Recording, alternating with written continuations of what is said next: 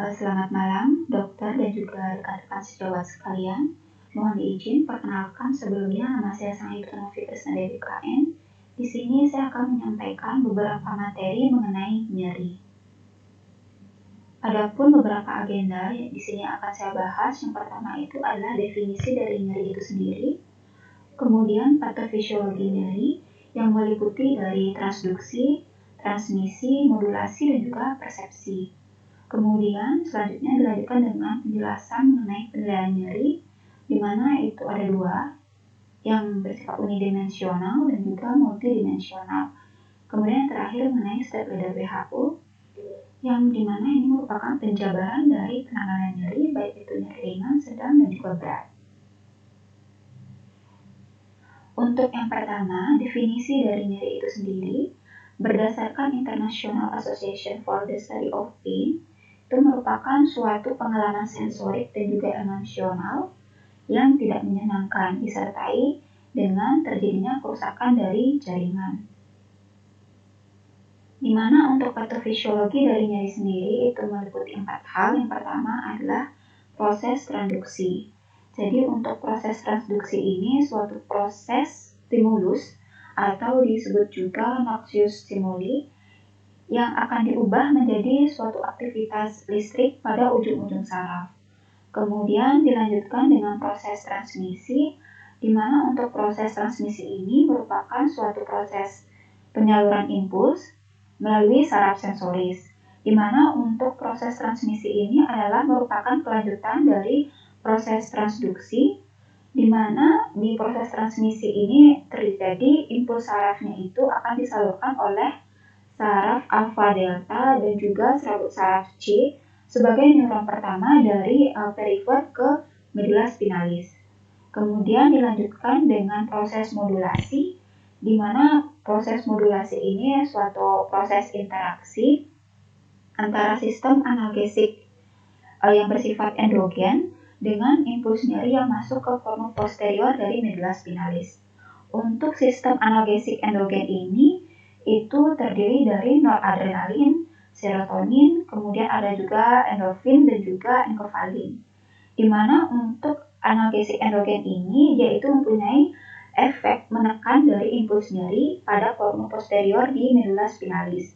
Di mana kornu posterior ini dianggap sebagai pintu gerbang yang bisa terbuka ataupun menutup untuk menyalurkan suatu nyeri. Kemudian terakhir baru dilanjutkan dengan proses persepsi, di mana proses persepsi ini itu suatu proses yang sangat kompleks dari interaksi, baik itu dari transduksi, transmisi, dan juga modulasi yang akan menghasilkan suatu persepsi nyeri.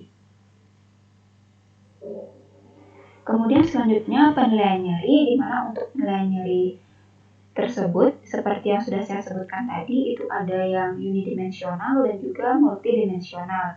Untuk yang unidimensional itu terdiri dari beberapa jenis skala. Yang pertama itu adalah numeric rating scale atau sering disebut dengan NRS. Ini sangat sering digunakan di mana cara penilaiannya itu adalah verbal ataupun visual. Di mana keuntungan dari jenis skala NRS ini adalah mudah diaplikasikan dan dijelaskan ke pasien. Kemudian bisa dilakukan via telepon, valid untuk berbagai tipe nyeri, baik itu tipe nyeri akut, nyeri kanker, nyeri kronik, dan kanker. Kemudian untuk kelemahannya itu biasanya kurang reliable untuk pasien yang sangat muda ataupun tua, gangguan visual ataupun pendengaran, atau gangguan kognitif. Kemudian untuk skala selanjutnya itu ada VAS atau Visual Analog Scale, di mana cara penilaiannya itu adalah visual, di mana keuntungan dari VAS ini yaitu adalah efisien dalam pengerjaannya dan valid untuk pasien yang nyeri kronik. Untuk kelemahan dari VAS itu sendiri banyak memakan waktu, validitasnya masih kontroversial, dapat membingungkan pasien dan juga kurang reliable untuk pasien dengan gangguan kognitif. Kemudian yang terakhir itu adalah face pain scale. Jadi itu cara penilaiannya itu menggunakan visual. Jadi keuntungannya itu biasanya dianggap lebih mudah daripada NRS ataupun VAS. tidak dipengaruhi kultur, etnis, atau jenis kelamin pasien, kemudian berguna pada pasien yang sulit berkomunikasi. Kemudian kelemahan dari FPS ini itu biasanya berpotensi untuk salah penilaian. Misalnya, pasien cenderung memilih titik tengah dari skala dan membutuhkan media cetak. Kemudian ini beberapa contoh gambar dari skala nyeri, baik itu yang NRS, FAST, dan juga FPS. Contohnya itu adalah Wong-Baker Face Rating Scale. Nah, untuk skala nyeri yang paling atas yaitu NRS atau Numeric Rating Scale. Jadi di sini kita beritahukan ke pasien untuk memilih skala dari 0 sampai 10, di mana sebelumnya kita jelaskan ke pasien bahwa skala 0 itu tidak nyeri sama sekali, kemudian skala 10 itu sangat nyeri. Kemudian untuk skala 5 itu nyeri sedang. Kemudian kita tanyakan ke pasien, nyeri pasiennya itu dari rentang skala 0 sampai 10 yang mana. Kemudian untuk FAST atau Visual Analog Scale, kita buat 2 titik yang sejajar dengan jarak 10 cm. Kemudian kita instruksikan pasien untuk memberikan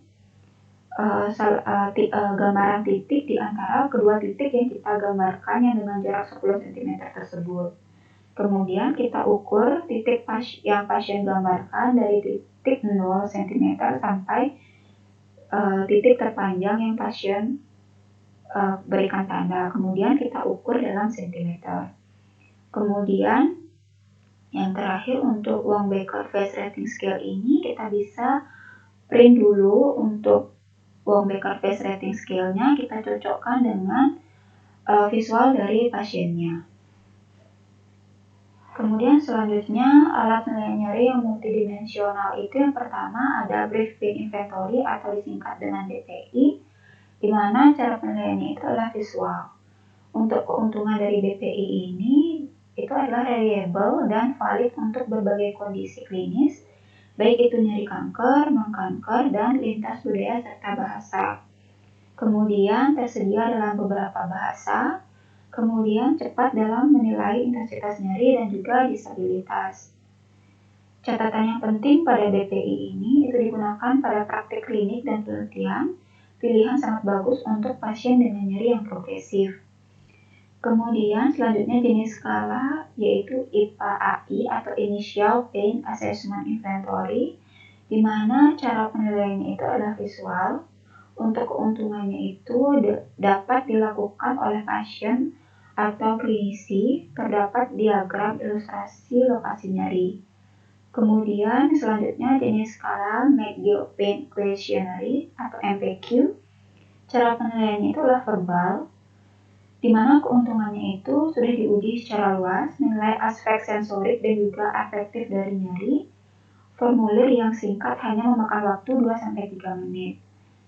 Catatan yang penting dari MPQ ini adalah formulir yang panjang memakan waktu 5-15 menit. Beberapa pasien bingung dengan kosakata. Kemudian selanjutnya itu ada Memorial Pain Assessment Card, di mana cara penilaiannya itu adalah visual. Keuntungannya cepat digunakan dan bisa dilipat dan nyaman dilihat oleh pasien. Kemudian selanjutnya ada jenis skala pain drawing. Itu cara penilaiannya itu adalah tertulis.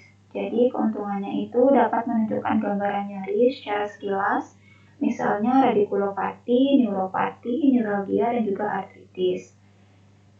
Dan juga dapat mengantisipasi nyeri yang tidak terabaikan oleh pasien. Kemudian ini contoh gambar dari kuesioner McGill. Kemudian ini contoh dari Memorial Pain Assessment Card yang terdiri dari mood scale, kemudian ada relief scale, pain description scale, dan juga pain scale. Kemudian terakhir mengenai step ladder WHO. Jadi untuk step ladder WHO ini merupakan pengkajian dari penanganan nyeri, baik itu nyeri ringan, sedang, dan juga berat. Dimana untuk nyeri ringan sendiri itu bisa dimulai dari step yang pertama, itu kita bisa berikan pasiennya obat yang jenisnya bukan opioid dan bisa ditambahkan dengan adjuvan atau juga obat tambahan seperti NSAID. Salah satu contohnya itu adalah acetaminophen. Kemudian ketika sudah diberikan obat step 1 ini, ternyata pasiennya itu tidak membaik atau nyerinya itu masih tetap sama, kita lanjut ke step yang kedua. Jadi kita untuk step yang kedua ini kita berikan pasiennya opioid yang lemah. Ditambahkan dengan adjuvan, di mana untuk opioid yang lemah ini contohnya adalah kodein. Kemudian apabila nyerinya masih tetap, kita lanjut ke step yang ketiga, kita berikan opioid yang keras, contohnya itu adalah morfin. Di mana pada dasarnya penanganan nyeri dari step dari WHO itu dapat diterapkan pada nyeri kronik dan juga nyeri yang akut. Di mana pada nyeri kronik itu dimulai dari tangga yang step pertama, kemudian dilanjutkan dengan step yang kedua, baru yang ketiga.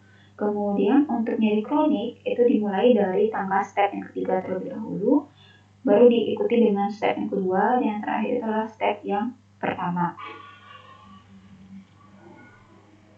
Baik, sekian untuk presentasi dan materi yang dapat saya sampaikan mengenai nyeri. Mohon koreksinya dan semoga dapat membantu dari teman-teman.